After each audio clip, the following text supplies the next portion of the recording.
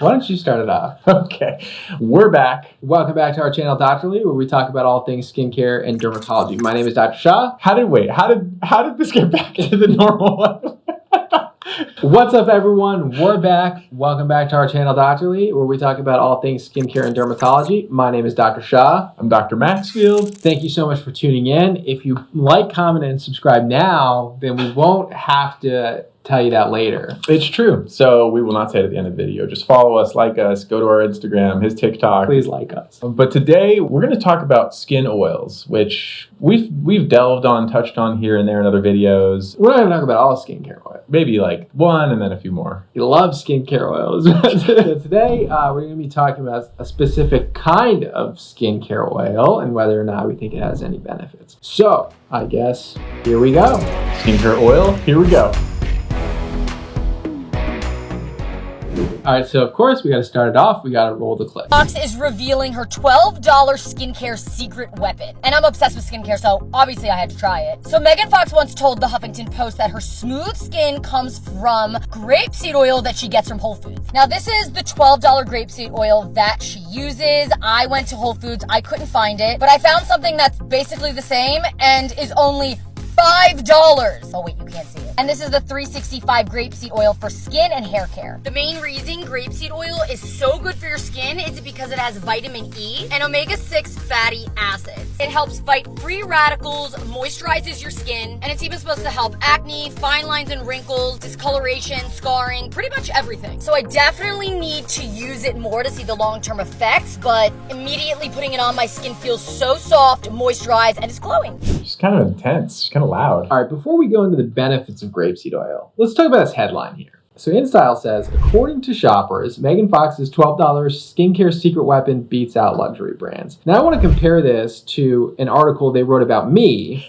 in Business Insider that said, why broccoli is your secret weapon against irritated skin, according to TikTok star dermatologist. I never said that.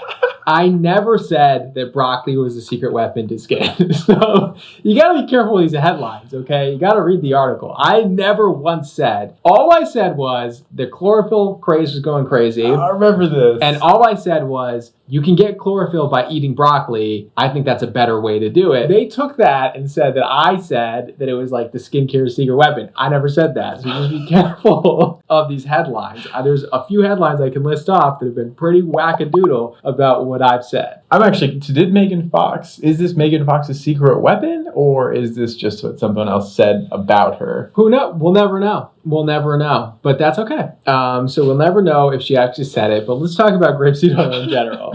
Okay, so what does grapeseed oil bring to the table? So first off, we want to look for oils that are cold pressed. So before we get into grapeseed oil specifically, cold pressed oils are going to have the most efficacy. They're going to preserve the most natural antioxidants that are in them. And so look for your cold pressed oils if you're going to use a skincare oil in general. What does it bring to the table? Well, it has a lot of antioxidant properties, which I know you're not a big fan of that term in general. It has ingredients like resveratrol, which it has really very potent antioxidant properties, like I mentioned, and linoleic acid. It has vitamin E in it. It has other phenolic compounds in it as well. Right. So I guess when you're looking at an oil, like what does it bring to the table? All oils are going to have this occlusive effect, right? Because just of what an oil does, it helps trap water in the skin. It helps keep the moisture and keep your skin hydrated. So that's not necessarily unique to grapeseed oil, but the linoleic acid in this oil is, it does have linoleic acid in high concentrations, and linoleic acid is actually one of the ones that's best at promoting that and protecting that skin health. And I think that's in part responsible for some of the benefits we know grapeseed oil offers, like wound healing.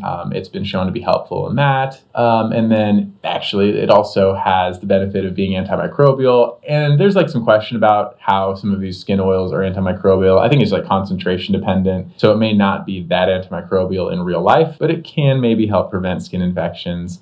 And then Dr. Shah mentioned resveratrol and my stance on antioxidants. If you are using a vitamin C, vitamin E, Floritin, ferulic acid, you don't need a million antioxidants. I agree. But resveratrol is a powerful antioxidant. So if you wanted it in your skincare skincare routine, I think it would be reasonable. I think it's reasonable to have an oil in your skincare routine as your last step after a moisturizer, just to prevent that transepidermal water loss to some extent. So I think it's a good ingredient overall. I completely agree. I think it is a good ingredient. Now, we talked about what grapeseed oil does, what it has to offer. Now, what did they say? So that's the trick, right? So you say, okay, we have this good oil, decent oil for the skin. We both agree it may have some benefits for some people. Is it going to treat hyperpigmentation? Is it going to treat acne? Is it going to cure world hunger? Probably not. They said a lot about this oil. It's supposed to help acne, fine lines and wrinkles, discoloration, scarring, pretty much everything. So I definitely... So pretty much everything. Pretty much everything. There's a bit of a leap there with the, I almost feel like I could make a case. Like if I wanted to argue the other side, I could. I'm like, oh, it's antimicrobial. It can kill the acne causing bacteria. Oh, it's going to moisturize your skin and help your wrinkles. Theoretically may be true, but I really think that's a stretch. I would not count on this to help your acne. I would not count on this to have any meaningful impact on your wrinkles, and definitely doesn't fix everything. Right. Not acne scars. So a lot of the claims definitely not going to have benefits. Good skincare oil.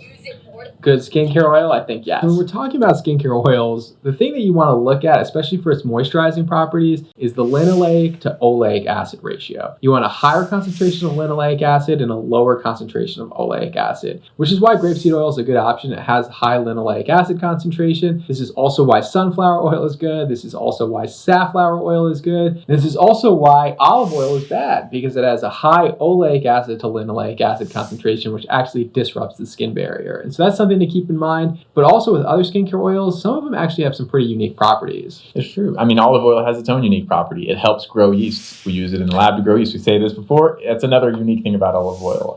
But so then you look at oils like jojoba oil, which is actually pretty high in wax esters. And so jojoba oil just it's not as high in linoleic acid, but it brings its own something to this table. And it can be a great occlusive. It really helps lock in moisture. It actually has a decent amount of studies showing it may be anti-inflammatory. And this might be true for a lot of plant-based oils, but this one's better studied. Coconut oil is another one with a lot of unique properties. The downside, it's comedogenic, which is interesting because it's also antimicrobial, but it can make your acne worse. How do these comedogenic studies happen? Because I think this is actually a problem. Agreed. When we say something is comedogenic, first of all, it doesn't mean that it's going to cause acne in you. It also doesn't mean that it's not going to cause acne in you, right? So if you see something that says non-comedogenic, that's good. That means they did testing on it. What they do is they basically occlude it on the skin, usually on the back, and then they evaluate the skin for the development of acne, whiteheads, blackheads, basically. In the study population, something may not show that it's acne causing, and then when it gets out to large population, it may be acne causing. And so you just need to really familiarize yourself with ingredients that may be pore clogging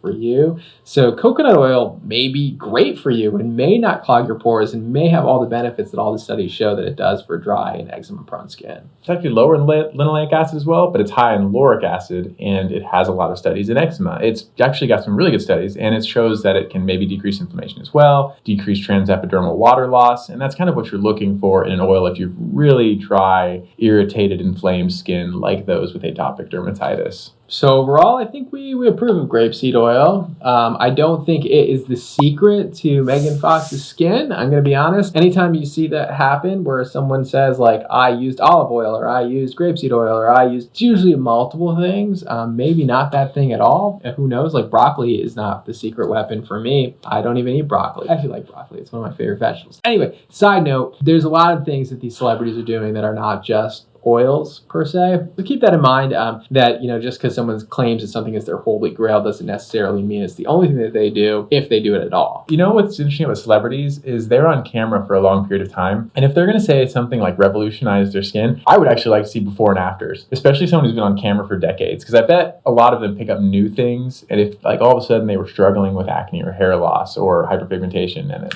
turns around for them, I would like to see that. I would like to know that ingredient with the before and afters, but it probably doesn't exist. So yeah, most of them have good skin to start off with, which is why they're celebrities, So a lot of them already have baseline good skin, and maybe some of us don't baseline have good skin. So, we all have different struggles. So, following other people's routines is always a big mistake in my opinions. Anyway, we approve grapeseed oil. Thank you all so much for tuning in.